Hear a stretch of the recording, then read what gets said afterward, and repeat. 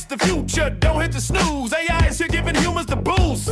Team Humans rolling, brains in the game with Dan Turchin. Y'all remember the name. People laying in the mix, no stopping the flow. Better work, better life, yeah, we're ready to go. Robots and humans, a collab, you know. Okay, let's start the show. This is Dan Turchin from AI and the Future of Work. Welcome to a special edition of the podcast featuring conversations recorded live at the HumanX 2026 event in San Francisco.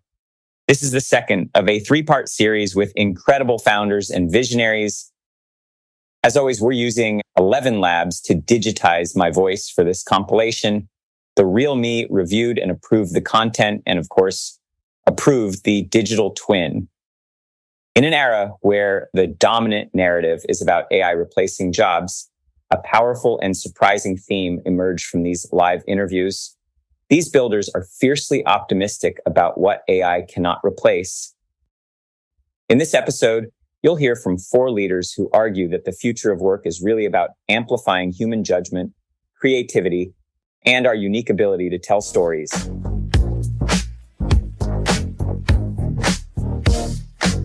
Let's begin with Jennifer Smith, CEO and co-founder of Scribe. Jennifer shares why work should be a celebration of the human condition and how AI agents strip away the mundane, allowing humans to spend more time in their true zone of genius. I spent a bunch of time talking to enterprise buyers, like CIOs and CTOs. I interviewed 1,200 of them. And I was like, what do you wish Silicon Valley was building for you? And I kept hearing this theme come up over and over again. They didn't use these words, but my company runs on institutional know-how. I have all these people that show up to work every day. Their fingers on keyboard. They're creating value for my company. It's great. I don't know what they actually do. I see the inputs and the outputs, but I don't actually know the transformation of work. And so if you're asking me questions around how I can get better, how I can transform my business, I'm shooting in the dark. I don't know what that looks like. And so we looked at that and I kind of flipped from being like, someone should solve this someday to, okay, that this should be solved. Nobody is doing this. Why don't I do this? And that's the problem we've been focused on. Seems to me like process mapping. It's something where if you ask a CIO or a leader, how does this work? They will have an answer and it's usually wrong. How do you think about the application of AI to actually showing organizations how work works, even when it may reveal things that they don't want to know about the organization? Yeah, it's a great question. Because I think if you ask any leader casually at first, like, do you know how your business runs? They'd be like, of course I do. And then I'll tell you, I've literally been in these conversations with COOs of Fortune 500 companies, people I've known for a long time. And I said, like, but really, and they're like, no, of course I don't know. It's not possible for any human, unless you've looked over everybody's shoulder every day for years, to know truly, like, how is the work happening in your company? And, this has always been a problem, but we're finding now with AI, people need to know. Like, when you're talking about transforming your business, when your board tells you, I need you to do more with less and use AI to do it, like, you need to understand how work is being done today and the context of how your business operates and where there are opportunities to transform business, use AI, run process improvement, get efficiency, whatever it is you need to drive. You have to have that deep, detailed understanding. And I think, anytime we have candid conversations with C-level leaders, they're realizing this. And it's becoming even more apparent when they're trying to use agents or deploy AI to realize, like, we don't have this data set that we can feed to them. And so, like, how do we expect to get any kind of transformation without understanding the work to be done, how my business actually runs today at a very granular detail level? And my personal mission through all of this is, how do we make it so that when people show up to work, they're doing the thing that they love doing? The thing that's like the special sauce for them, the reason they took that job, the thing that's their jam, their zone of genius. And when you look at the way most 9-to-5 knowledge work is organized, like a small percentage of the actual time is spent on that thing that people love. You got also other stuff along the way. And so, like, how do we make that stuff as streamlined as possible? The best of what humans can accomplish is when we're put in safe places where we can do great work that we're proud of. Yes. And so much of what we end up doing is the have-tos instead of the want-tos. Yes. If we share a common passion for work being a place where it's a celebration of the best of the human condition. I love that. Yes. That's one of our exploits that people mission at Scribe, which is be the place where great people come to do the best work of their careers. And so like, I think a lot about human talent and human ambition. And I think it's one of the most powerful forces we have on the planet. Like it's literally reshaped our world and our lives. And the way that we allocate it today in 9 to 5 is just like such a gross misallocation of that precious resource. And just like really bothers me. And I really want to see it better applied. First off, how in the world have we not had this conversation sooner? You're now an official member of what we call ourselves Team Human on this podcast. And you just became a card-carrying member of Team Human. So we need more people on Team Human. What is something that you believe about AI and its role in the future of work that you think either most people disagree with or is not something we talk about often? I don't know if people disagree. There are certainly some people who vehemently disagree with this. I think work's going to be done by humans and agents together for a very long period of time. I mean, there are people out there who are like 80% of knowledge workers are going to be gone, in 2 years. And like, that just does not match the reality. I've seen no data points from any of my lived experience that would point to that. Now, I think there are a lot of tasks that are done today that will be done by AI in the future. But I think we're going to see jobs remold and restructure around that. And there's a real history of this. You look at a bunch of technological progress and, what has happened. AI can read, imaging scans. There are more radiologists now than there ever were before. Like you have a bunch of these examples. And so I am not doom and gloom about the human worker. In fact, my lived experience would suggest the opposite. I mean, what I hear even from my own team is some of our best performers are so excited to wake up every day and get to build because they're like, I'm doing so much more in a day than I ever thought I could. And it's like this, I'm like riding this high every day because I feel insanely productive all the time.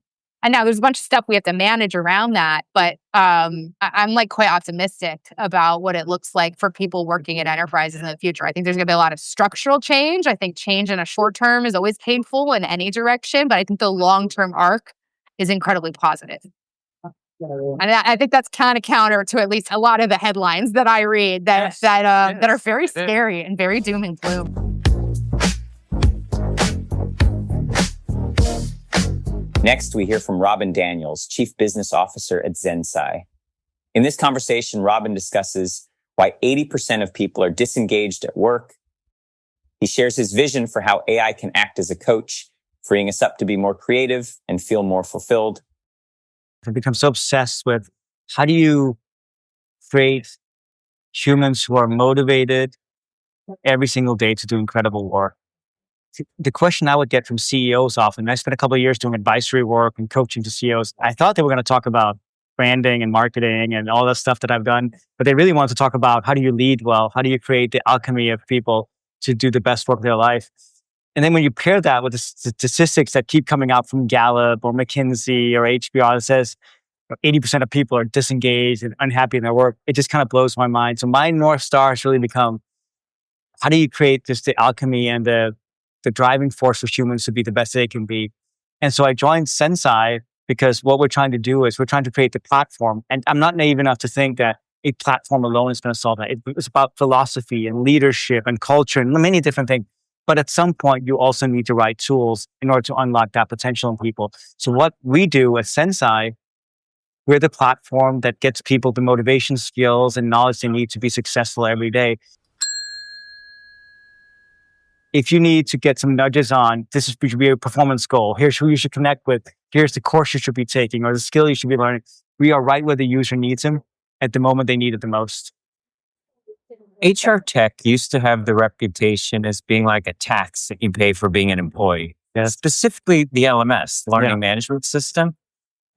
How do you think about kind of this rebirth or this reimagination of the LMS to where it's something that employees feel motivated to use as opposed to forced to use? Well, we can also be real because most LMSs used to suck. And also you were forced to take this training, GDPR training, compliance training, sexual harassment training, manager training, all the stuff that most people don't want to do, but they have to for whatever reason. And I think we're in a very vastly different world. I used to work at LinkedIn, and we did this annual state of learning report. And I remember this was in 2018 or so.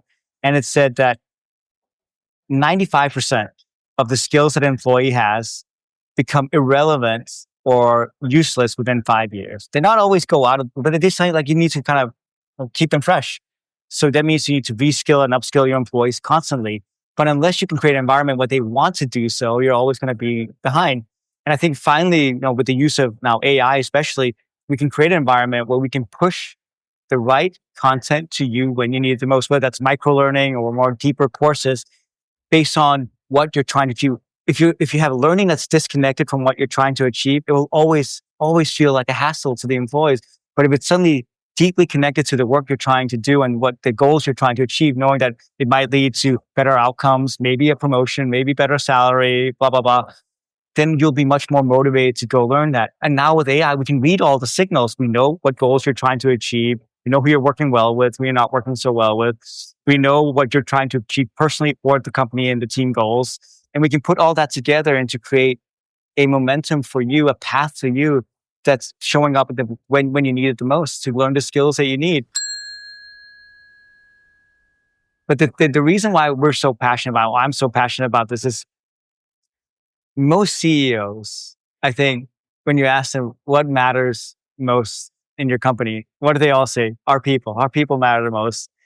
Well, what are you doing to invest in your people? I didn't ask. Oh, nothing. And why is that? Well, because we don't know what this investment will lead, that this investment in people will lead to better outcomes. And they all want to have growth or, whatever they are. So what ends up happening is that they end up going back to what they've always done, is chase just kind of like profit at all costs. And I think that's so uninspiring for the next generation of people coming into work. And so what we're trying to do, and I think many others, but I think it's a very hard thing to solve, is trying to prove there's a correlation between how an employee learns, the skills you're getting, how often you take learning, how engaged you are in that learning, and all these different signals that we can now get, especially analyzing it and pushing it with AI, and proving how that leads to better outcomes, better performance. Because once you can do that, then suddenly this doesn't become just like a tactical tool anymore. This becomes the vital lifeblood of your organization to level up. And until we can prove that, I think it's always going to be this tactical thing that we have to do and not want to do. But once it becomes a proven, way to actually level up and create a high performance organization, that's when you're going to see it change. We want to be on the side of history that's about not just cutting people or replacing people with AI, but using it to unlock the full potential. I just think about it in my own personal life. If I'm honest, there's so much stuff that I have to do on a daily basis that I don't enjoy, that I'm not that good at, honestly, either. Like budgeting, it's not my jam. I'm not great at it. If AI could do that job for me and make me focus on the things that I'm really good at, that's awesome. And every human on the planet has a story like that.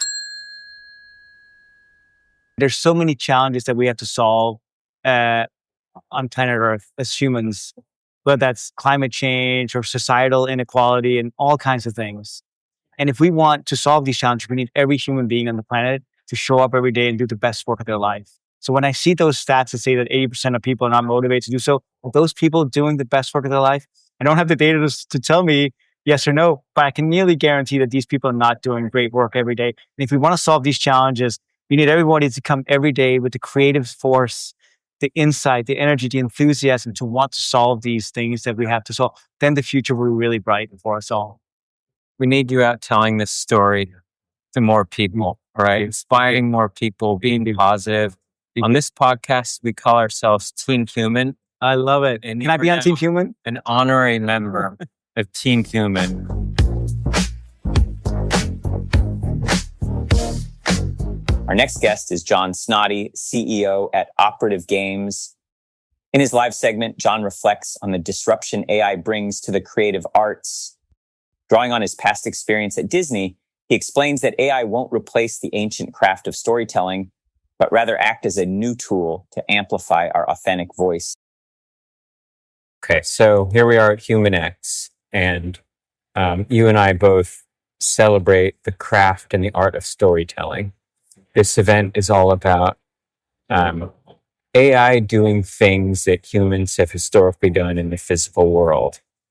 How do I tell this community that the AI that was trained on the same data is not going to homogenize the beautiful, millennia old craft of storytelling? Well, I was at Disney when the Pixar deal was signed. And it was, for a lot of people, it was heresy. This idea of those cold computers making art, that's no, we don't do that. We make art with pencils. And it is sad that we don't do more hand animation, because that was beautiful, beautiful work. But in fact, it turned out that it was storytelling. It was the same thing. It was the same process. We're creating characters. We're moving them through space in natural, real ways. And I think this will be a little like that. I mean, certainly there's going to be, that was a traumatic disruption. There are many people that just, I have a friend that was a character lead, and she just said, this doesn't feel like animation to me. I'm going to quit. So she quit the company. But many made the jump and became CG animators. And I guess there'll be some of that here. There are people who will be displaced. Absolutely. I have kids that are entering the job market. So that's a thing that's very much on my mind. But in addition to that, there will be new opportunities, and there will be new ways to express yourself that will be lower friction than before. And I think that the magic here, there are people who say that, now that AI is here, we're all Michelangelo. And that's absurd. We're not. We're still who we were. We're just who we were 2 years ago. We just have a new tool. And that tool will amplify whatever we have to say. And if we have nothing to say, it will amplify nothing. But imagine what Michelangelo could do with these new tools. It would be mind-boggling. And I think we'll see a new set of Michelangelos emerge that will use these tools in breathtaking ways that we can't even imagine. And I think that will happen. Now, that's not to downplay the disruption and the pain that a lot of people are going to feel. And that's very real, and one that I wish we were thinking harder about. It's hard to not have this conversation without talking about the ethical obligation that we have as, the ones who are telling this stories and engaging new users and potentially threatening, some traditional fields of work. One of the questions I have for you is these, whether you want to call them avatars or digital beings, could potentially confuse users into thinking that they're interacting with humans, and that could have all kinds of weird ramifications. Yeah. How do you think about that as the creator? When you read a book, a book might have been written by somebody that died 100 years before you were born. Somehow you read that book and you still feel those emotions that artist programmed into those words. And for a moment, it becomes real. You're just immersed in it. And I think we're going to see a level of immersion with this that is unprecedented. And there are people who will dive in deep. And, we see inklings of that in the world today. Go to Comic-Con. There's a whole world of people that love to just dive into those worlds and live them. And it borders on unhealthy, but probably most of that is pretty just great fun. In this new world, the idea of having emotional needs provided by machines is sort of a notion that we're not ready for as a society. And yet we're barreling into this madly. In what we're making, it's very clear that this is entertainment. When we're watching the movie Toy Story, and you could pause the film and ask anyone in the theater, do you believe that Buzz Lightyear is a real person? And no one believes he's a real person. I think that there will be cases in the future where people will allow themselves to believe that this is kind of real, and that's a world I don't understand yet. It's, we'll see where it goes.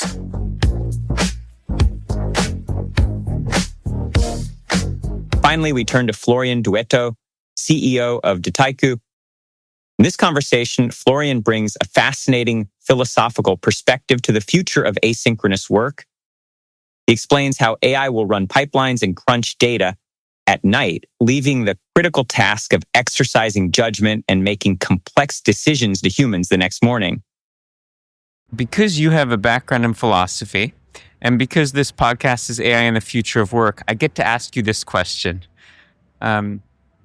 When humans start to interact with machines that can do things that only humans were ever supposed to do, how does that change our relationship with work? And what does this look like if you play this out a decade? What's the work that humans are going to be doing? The honest answer is I don't know. Meaning, I still wonder. Something that I can see more short term, which I think can be a first step or an indication, is that when I think, for instance, on the role of data people now, through what we are building and doing with our platform, it looks like you're leaving work at 5 or 6. You collected everything you wanted the system to do through the various meetings of the day and some recommendation. The system is running at night, doing lots of stuff, building lots of pipeline analytics. You get back to work at 9. You review all of that. You connect things together. You take a step back. You're like scratching your head. You're like, yeah, maybe you should do that. These things make no sense. You exercise judgment. At 11, you stay the system to relaunch itself based on all of those iterations. You go for lunch. If you're in France, you go for a lunch from like 11 to 1 p.m., giving 2 hours of for the GPUs to actually do stuff. That's maybe when France would actually have an edge on the market because of our ability to actually stop working while the GPUs are working. That's why France also has a better quality of living than the United States. And then at 1, 2 p.m., you get back, the system has work. And so you have to understand it will be a way of working where asynchronously you've got other systems doing work for you. And your job is becoming about reading and giving feedback to them more asynchronously. And it's a different way to work. I'm not even getting into the bottom of what will be a job versus not a job. I mean that there will be a different type of interaction or way to actually work, less of about navigating on a computer and things. It will be a different way to actually interact and work. I think that's a step I can see happening very soon. In fact, in a decade, seems to be very, very far away compared to what I'm describing, which I think could be the reality in 2 years, quite literally. What you just described sounds utopian. And yet, what we read in the popular press makes it sound dystopian, that the machines are out to get us. It's about what AI is doing to us rather than for us or with us. How do you think about human agency given that scenario that you just described? The way I think about it is, again, I think about it about agentic use cases. Part of the reason of the dystopian is that there is lots of hype or press or momentum towards those very token-heavy use cases, such as automating developers or automating a call center on customer support. Yeah, lots of token there. And there are use cases where you replace humans, and it's not that clear that you will generate incremental pure economic value. I mean, not so clear that you generate growth out of it, as in new stuff being done better, kind of. You can see replacement only. I think that you need to balance that with use cases in the enterprise where you actually bring efficiency, as in the economy itself is working better. I can get more out of my factory because of better maintenance without having the need of more materials or more energy. I manage better my inventory and supply so that I've got less waste. I'm better at, as a bank, even at giving credits in 1 day instead of one year, and it helps the economy to go faster. You need those use cases also to work so that you can bring economic growth and meaning to AI. Meaning it's dystopian if the only thing we get of AI is some people being replaced and asking for a salary. It's positive if you can accelerate research, if you can make the economy actually more efficient, and so on. And so you have to balance those use cases in order to get from dystopian to utopia, or at least something we can cope with. Doesn't that describe the historical relationship of humans and technology? It's always been disinflationary in the sense that we can produce the same output with less input or more output per token of input. Yeah, but you were also, with technology, there is also waves where you create brand new product and brand new services. And I guess there is some indeed economic incentives or moments where if you create too much of the things that are destroying or too fast compared to the things that are creating something new, indeed you create an imbalance and it's a problem. It's a problem meaning that people are not happy about their work, are not happy about the balance, and ultimately society is based on the contract that people have the trust that they can have a chance of making their living. And that's why they give to the state the monopoly of violence.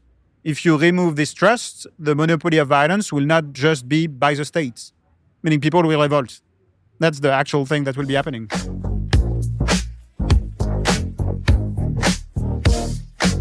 These conversations from HumanX 2026 remind us that the future of work isn't about faster machines. It's about elevating human agency. Across these interviews, one theme stands out. The companies and leaders poised to win are the ones using AI to amplify human potential. If any of these perspectives resonated with you, listen to the full live conversations. Links are in today's show notes, and look out for part 3 of our HumanX live series. We will shift to the technical side and hear from leaders wrestling with a critical question. How do you build AI systems you can actually trust not to fail when it matters most? If you know someone building, leading, or thinking deeply about the future of AI, share this episode with them or leave a comment with your perspective. Thanks for listening to this special edition of AI and the Future of Work, featuring conversations recorded at HumanX 2026. Until next time, keep building with purpose. Yo, it's the end of the show, time to power it down. AI's the sis, but humans wear the crown. Team Human in the house, got the vibe so clever. Dan Turchin from People Brain, making us better. We learned about AI for humans. We're ready to conquer the future, that's all for now. See you next time.